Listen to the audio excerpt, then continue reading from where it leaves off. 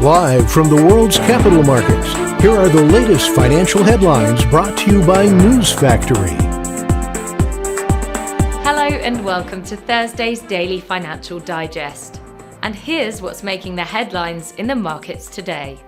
The Bitcoin dollar pair plummeted 3.9% in the last session. The stochastic RSI is giving a positive signal, going against our overall technical analysis.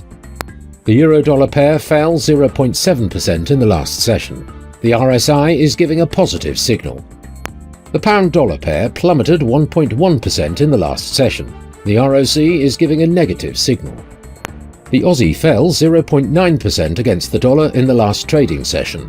The stochastic indicator is giving a positive signal. And now let's hear what our chief analyst picked up for us today.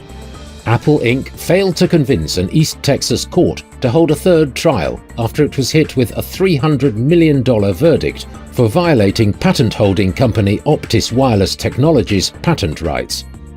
The UK's unemployment rate has fallen to 3.7% in the first 3 months of this year, which is the lowest level since 1974.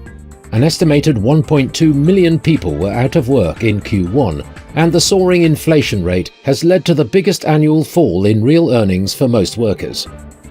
Luna, the native token of programmable blockchain Terra, showed surprising resilience even as Bitcoin and the broader crypto market track equities lower.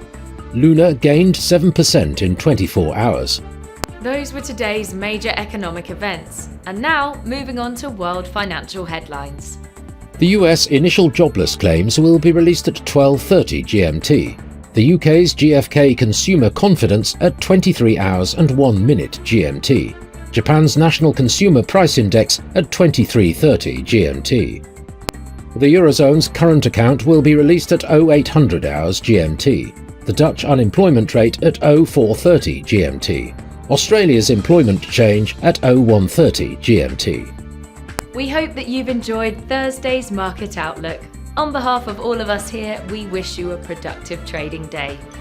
Be sure to join us tomorrow morning for the latest news and events from the financial markets.